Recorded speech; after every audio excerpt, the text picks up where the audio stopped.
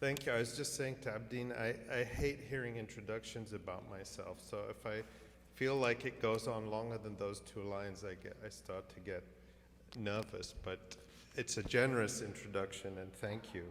The important thing is that we're here together, and it's really kind of a reunion for many of us who were in Cairo, and I know that that many of us who weren't in Cairo were here supporting those of us who went and organizing actions and making it possible for us to go. And I just want to, give everyone a round of applause and appreciation for the hard work that you all did. And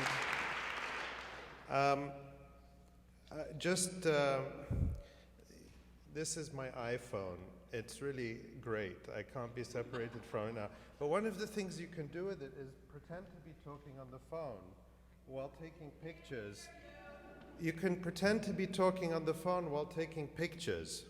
So when Jenna was talking about when they were barricaded into the Lotus Hotel, I don't know if she knows this, but I was walking down Talat Harb Street in front of the hotel around 9 in the morning, and I was going to meet some of the people from Chicago. We'd agreed on a meeting point in Talat Harb Square outside Groppi. You remember the sweet shop there. And I saw all these riot police and Mubarak outside the Lotus Hotel, and I saw through the riot police a big pink banner. And so I snapped a picture, and I thought no one was looking, and then the police saw me, and a couple of them came over, and they were very aggressive, like, "What are you doing? No pictures are allowed, no pictures are allowed. Show us what's on your camera." So I had to show them. Luckily, I downloaded all the photos from the previous days, so there was nothing, and the picture I took was blurry. And I said, "I'm just a tourist. I thought it was a festival. I didn't know what was going on." And so they let me go, and then I said, "Oh, let me call my friends." And then I got a picture of that's why it's crooked if you've seen it on my blog, of the barricaded Lotus Hotel. But I'm also wearing the South African flag pin that someone in the South African delegation gave me. Then I went. Obviously, it was impossible to meet at Groppi because of just the heavy police presence everywhere in the area. So I went down one of the side streets of Talat Harb Square, and I ran into the South Africans, and we were just being followed by Mukhabarat. So we all got on our phones and pretended to be organizing an excursion to the pyramids. So we're talking very loudly. The South Africans got their guidebooks out and like, "Oh, what shall we do today? Shall we go?" Finally, we managed to shake them off and break up into little groups, and then we ended up barricaded with the riot police with the demonstration that Jenna just talked about. So it was an adventure, and it was an incredible way to build solidarity and trust, because we really had to, many of us meeting for the first time, trust each other. A news item that just came in this afternoon, which I thought I'd share with you, very brief. It says, of course now it's, here we go. You have to, I do depend on this thing, and so it has to come through for me. But actually 2 items. One of them from Beirut this evening. Oh, here we go. This will bring back memories. This is tonight in Cairo. Police blocked pedestrians from attending a demonstration in support of Gaza at the Doctors Syndicate on Thursday evening. Plainclothes and some uniformed police dominated Qasr Nil Street, forcing pedestrians to take parallel roads away from the syndicate, while the syndicate's entrance itself was overwhelmed by dozens of uniformed police officers. Police trucks were crammed into side streets on both sides of Qasr Nil Street. An Al-Masri Al-Yawm reporter had his camera temporarily confiscated by police, who deleted images of plainclothes officers monitoring the payment. The officer said, "If we wanted the same freedoms as abroad, we should ask for permission before taking pictures that put police in a bad light."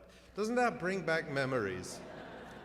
But the important thing is that, you know, these demonstrations are going on, and as they were before we got there and as they are afterwards, Egyptians are taking the lead on this and doing it at great risk to themselves. And in Beirut today, there was a press conference for the launch of a movement, the Campaign to Stop the Wall of Shame, a newly formed activist movement based in Beirut, Lebanon. And its goal was to publicize the role of a company called Arab Contractors in constructing the underground wall along the Gaza-Egypt border. And there's a report about that on the Electronic Intifada. But the point is that we here are part of a global movement, one that spans the region and spans the world. And it is being noticed. If you read today's Yedi'at Ahronot, yesterday's, there was a rather hysterical article, hysterical in the sense of, that's not a very good word, forget I said that. It has very sexist overtones and hyperbolic, let's say, by someone called Anav Silverman, and she's railing against the Gaza Freedom March, and she says, "The march was able to attract some well-known celebrities like Roger Waters of Pink Floyd, who offered his support to us, an American novelist Alice Walker, who came to Cairo. But it was not the support of these two celebrities and others like them that attracted the attention of the press. The Gaza Freedom March organizers very cleverly had Hedi Epstein, an 85-year-old Holocaust survivor and Palestinian activist, put in the spotlight for their cause." I think anyone who met Hedi or who knew her before knows that nobody makes Hedi do anything that she doesn't want to do. But of course, they can't respect her as an individual who took the courageous decisions and who took the leadership role that she took of her own accord and from her own conscience. So they have to make it sound like she was manipulated. When Epstein declared a hunger strike to support the Gaza Freedom March, she became an instant international poster girl for the march and made headlines across the world. In its reports about the Gaza Freedom March, the Huffington Post website quoted Epstein explaining her support for the Palestinians as, quote, "Everything is due to the Holocaust, but Israel is not being persecuted now. Israel is now the persecutor." Unfortunately, those who support the Gaza Freedom March and Palestinian rights, like Hedi Epstein and Medea Benjamin, these are the people they choose to demonize, I think, precisely in this case because they're women and because of their identity, disregard the other side of the Mideast conflict, that Operation Cast Lead took place to stop the thousands of Gaza rockets striking Israeli schools, playgrounds, homes, and communities each year. Even more absurd is the way such groups ignore Israeli policies that are set to ensure Palestinian access to humanitarian aid and goods, despite the fact that Palestinian terror attacks continue on the Israeli border crossings where these goods pass through. Now, it's angering to listen to that because it's a complete reversal of the reality. But I think it's very important because, you know, every day the Israeli press is filled with such articles, and what the common thread is that they can only make a case for what Israel is doing by lying. in the most blatant and shameless way. There is no way to put a positive spin or to kind of rationalize the truth. The only way you can begin to come up with a plausible narrative for what Israel is doing is through shameless fabrication. Many of us are watching closely and thinking about what is happening in Haiti, of course. And many have made the connection between Haiti and Gaza. The scale is different, of course. The death toll in Haiti is immense. But it's not just about the body count. It's about how we respond, how we evaluate the responses. And it was very touching to see that in Gaza, people were gathering at the Red Crescent and making donations of money and toys and food and clothing to send to Haiti. And these were symbolic contributions, and because nothing can get out of Gaza anyway, probably only the money could get there. But people in Gaza were making these donations.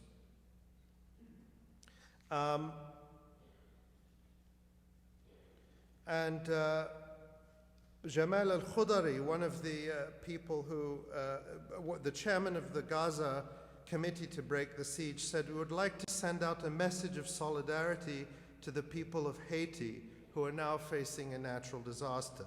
Despite the harsh conditions Gaza people live under here, the Israeli blockade and military actions, people here sent symbolic assistance to their brothers and sisters in Haiti."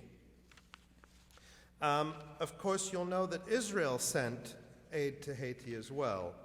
And it's important to understand where the aid for Haiti fits in to Israel's propaganda or hasbara campaigns. Back in May, last May, the executive director of AIPAC, Howard Kaur, gave a speech at AIPAC's annual conference. And he talked about the Israel which they should try to promote. And this speech, I've mentioned it before because I think it tells so much. And he talks about how, the pro-Israel groups have to go out and sell this message of an Israel that's a wonderful country. Israel, the only country in the entire Middle East to host a gay pride parade. The Israel that draws energy from the sun, water from the air, land from the Palestinians. Just kidding, he didn't say that.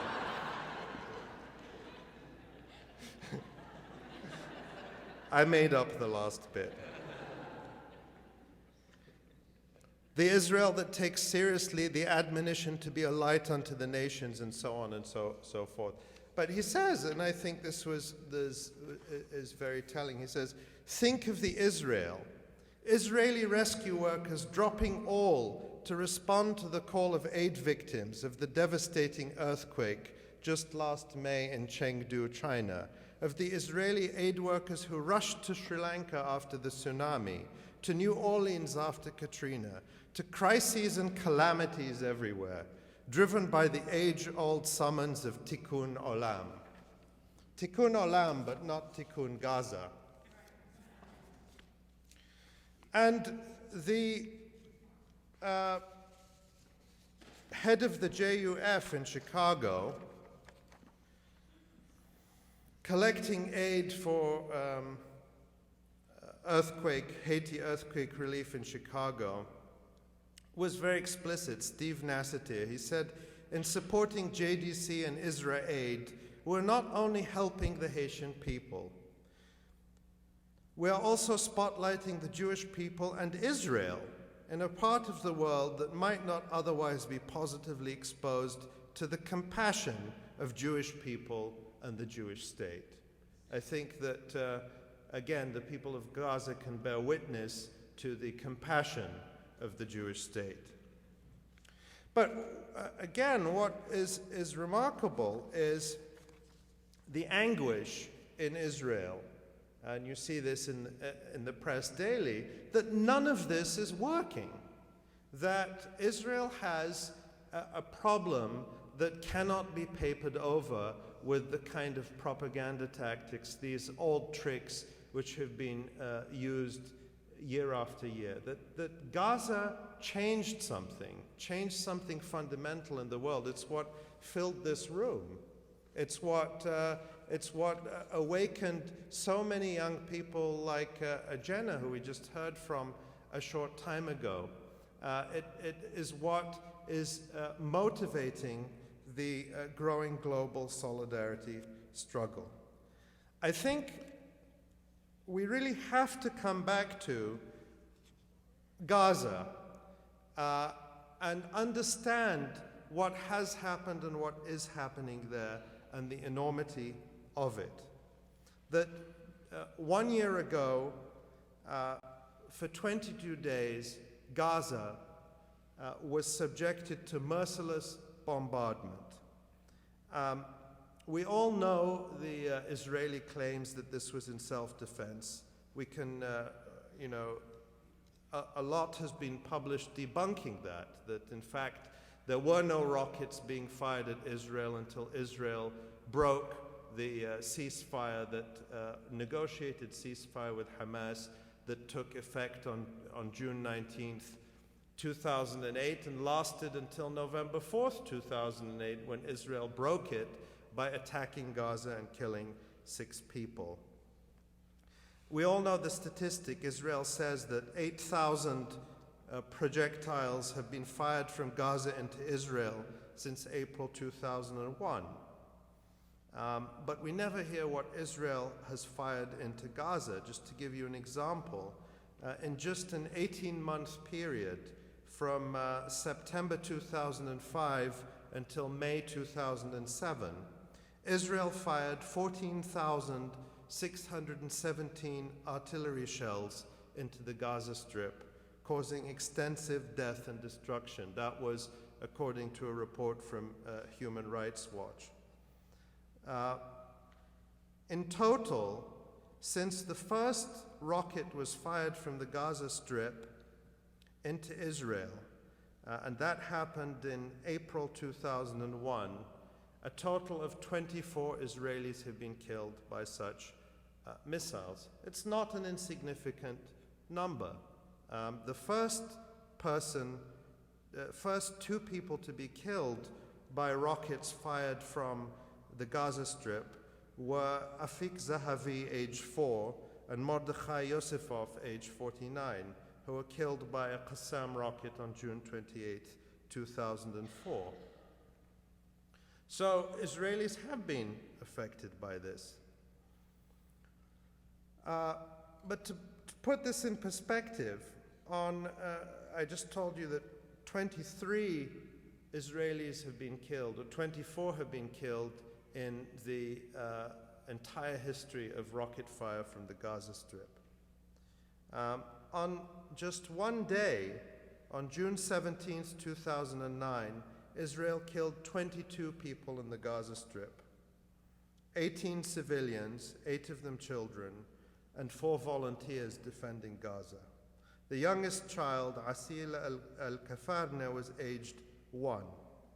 On January 18th, the next day, 33 people were killed, 26 civilians and 5 children. The youngest was aged 5, and you can go on day after day after day, and it's like that. According to an assessment by an EU mission sent to look at the damage, 84% of the damage in the Gaza Strip from Operation Cast Lead was to housing, agriculture, and industry. In other words, 84% of the damage was to civilian infrastructure, private homes and businesses, and so on. Still today, more than 20,000 people are displaced from their homes, either living with relatives and in many cases living in tents. Over 15,000 homes sustained sufficient damage to displace more than 100,000 Palestinians initially. Today, now, since Operation Cast Lead, 46% of the agricultural land in Gaza has been put out of production due to damage caused by Israel to farms and to Israeli-declared buffer zones, really free fire zones. And just in the past week, Israel dropped leaflets on the Gaza Strip warning people that if they came within a certain distance, they usually say 300 meters from the border, they'll be shot. But in practice, this free fire zone sometimes extends 1 or 2 kilometers out from the border. And given the small size of Gaza, it means a significant, almost half of the agricultural land is out of use. Prior to the blockade, which began 3 years ago, Gaza produced 400,000 tons a year of agricultural goods, and a third of this,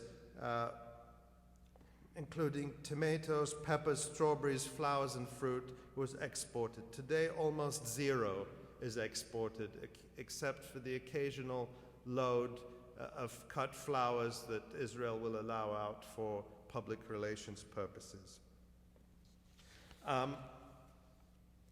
The power infrastructure was attacked deliberately, and 90% of the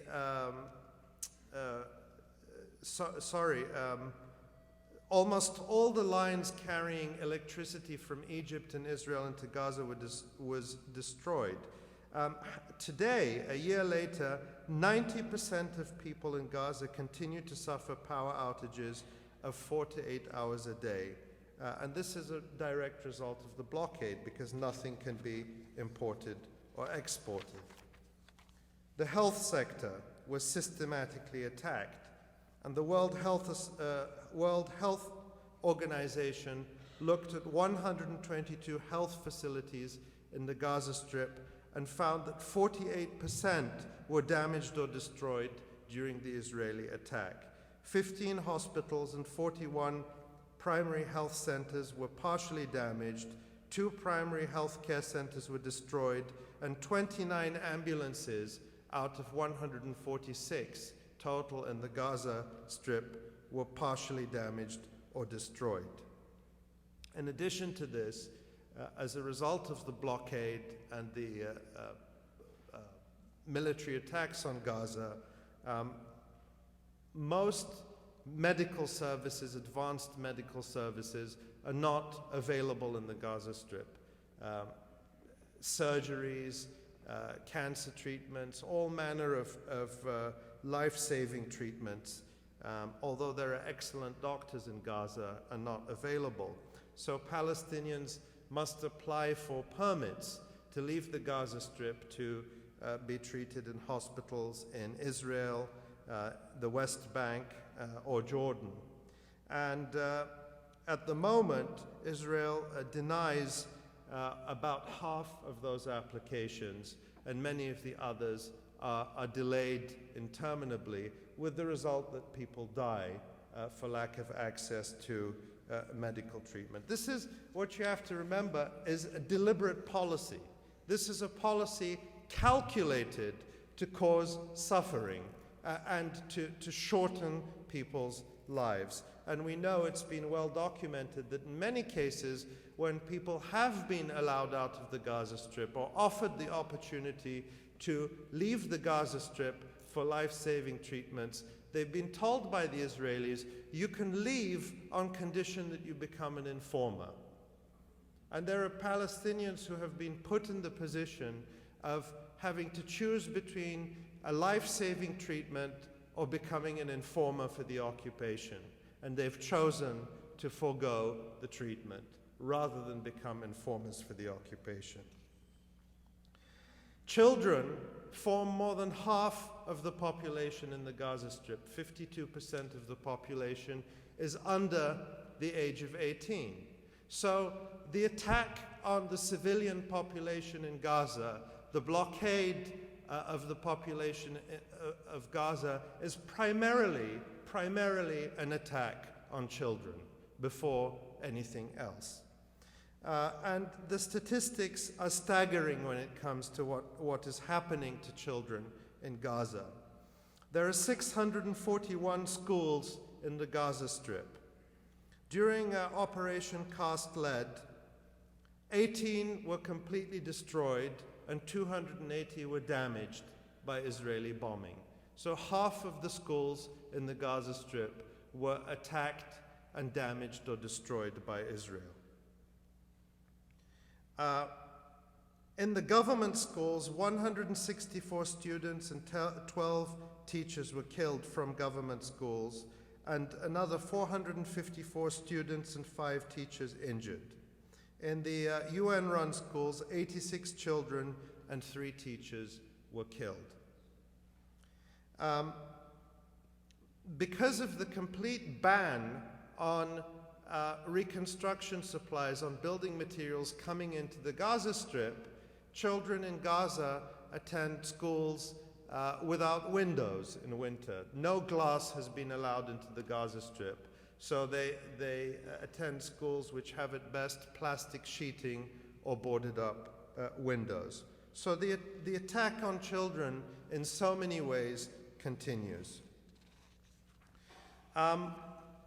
These statistics go on, and they're staggering. When you look at the, you can calculate the human, the sort of the infrastructural damage, but what's much harder to quantify is the human cost of this and the ongoing human cost of this. Some studies that have been done show that 20% of children show all the criteria for post-traumatic stress disorder in the Gaza Strip. That is an extraordinarily high number, and something like 90% of children display at least one criterion for post-traumatic stress disorder. You have to think about this ongoing trauma in a situation where there are very few, very little public mental health or counseling or support services for people, and people are living this trauma every day. The blockade, as you know, prevents, to put this in scale, since in one whole year, Israel has permitted precisely 41 trucks of reconstruction supplies into the Gaza Strip. 41 trucks. An average of about 3 or 4 a month. Prior to the blockade, in the 5 months running up to the imposition of the blockade, 7,400 trucks a month of construction supplies were coming into the Gaza Strip. And that was before the destruction of so-called Operation Cast Lead. So this is a calculated policy intended to inflict suffering on a civilian population that has little or no means of self-defense, virtually no recourse to change or affect its situation. And the purpose of this, and it's very important to be clear, Israel has the primary responsibility as the occupying power under international law. But this is a policy that has been fully supported and endorsed by the United States, by the Bush administration, by the Obama administration, as well as some of its regional client states like Egypt and some of the other countries. And the purpose of this is overtly political. This is part of a policy of regime change. There was an election in January 2006, which Hamas won, and the United States and Israel didn't like the result, so they began a policy of regime change, which began with blockade, cutting off international aid to the Palestinian Authority as long as Hamas was in charge, and then escalating to a US-backed attempt at a military overthrow of Hamas, and finally to Operation Cast Lead. So the culpability goes all the way to the White House. And it's been part of a policy of an overt policy of a carrot and stick. Michael Ratner described the West Bank and what he named correctly as the horror of an apartheid regime there, but that's supposed to be the carrot. That's supposed to be, if Palestinians in Gaza behave themselves and overthrow Hamas and do what they're told, then they'll get to live under apartheid like in the West Bank.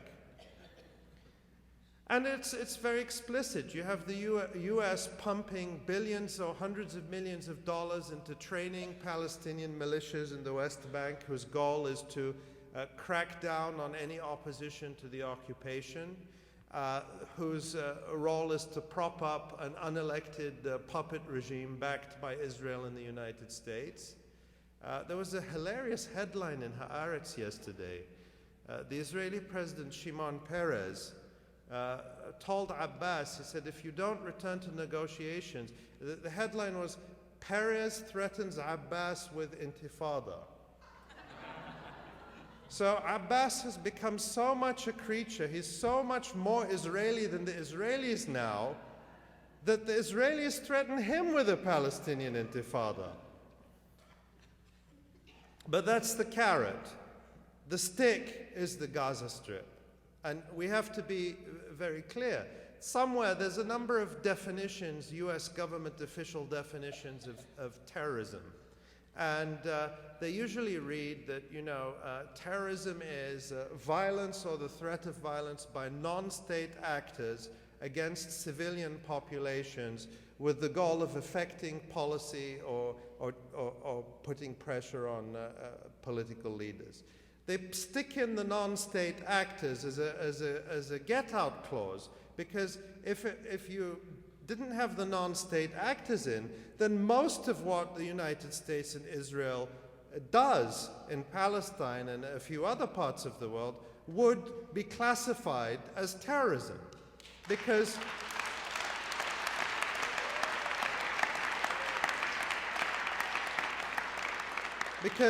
that's what the siege is all about. So what are we going to do about it? That's what I would like to wrap up with, some thoughts about that.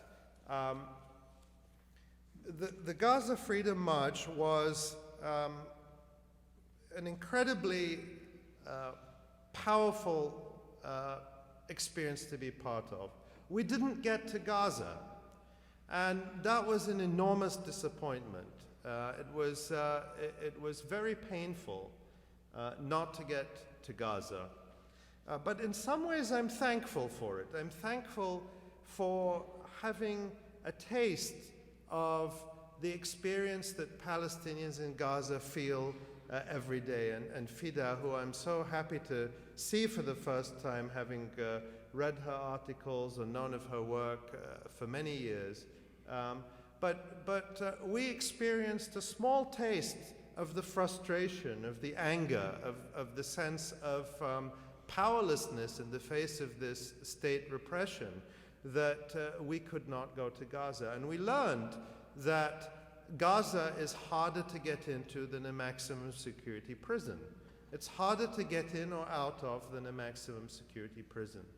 And therefore, 1.5 million people in the Gaza Strip, most of them children, are political prisoners today. So not only is Gaza the world's largest prison, it is the world's largest political prison.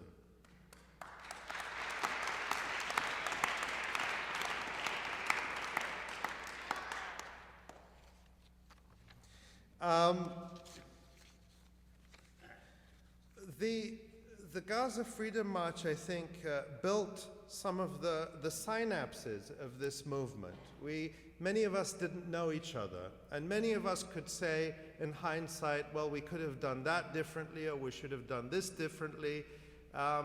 You know, almost nothing went to plan. I mean, this is worth saying. Almost nothing went to plan. And I don't say that as a criticism. What to me was remarkable is how quickly people adapted, how creative they were, and how determined they were. And that to me was incredibly inspiring, that we were able to adapt on the spot. And we need to take that back with us to where we've gone, and to recognize that the Gaza Freedom March is not something that started and ended in Cairo. It's something that has to continue. And I am incredibly optimistic about the power of this movement. And I'm constantly being surprised by how quickly it's growing, how tenacious people are, how determined they are, how deep their commitment is. And I think when you look at what Israel is doing today, I was just after Cairo, I went to Amman, and I met a friend there who had been living in Palestine for the past 6 months, Palestinian American, working for an NGO, and she had gone out of the country to renew her visa, as she has to do every 3 months, and then been denied entry. And then we discovered, and the news has come out in the past few days, that Israel now has a very deliberate policy of denying entry, of refusing to renew the work permits of people working for a wide range of non-profit organizations and peace groups. That Israeli police carried out a raid in Ramallah, the alleged capital of the alleged fledgling Palestinian state, into the middle of Ramallah to arrest a Czech peace activist and deport her. You may have heard of Jared Malson, the editor of Ma'an News, a Palestinian news agency of the English service of Ma'an News, who was detained for more than a week at Tel Aviv airport and then deported. And you may know about Sheikh Ra'ed Salah, the head of the northern branch of the Islamic movement in Israel, an indigenous Palestinian movement in the 1948 areas, who is once again being prosecuted, these political prosecutions in Israel, for his work against the Judaization of Jerusalem, who has been banned. He's an Israeli citizen and has been banned for 6 months from entering Jerusalem, Israel's alleged capital.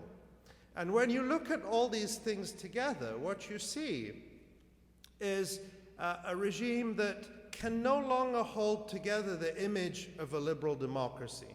Israel was never a liberal democracy because the creation of the so-called liberal democratic state of Israel always depended on expulsion and racism and ethnic cleansing. But even the veneer of liberal democracy is collapsing, and this was quite well detailed in the Goldstone report, the repression of dissent in Israel. And I think this is very encouraging in a sense, because it shows the power.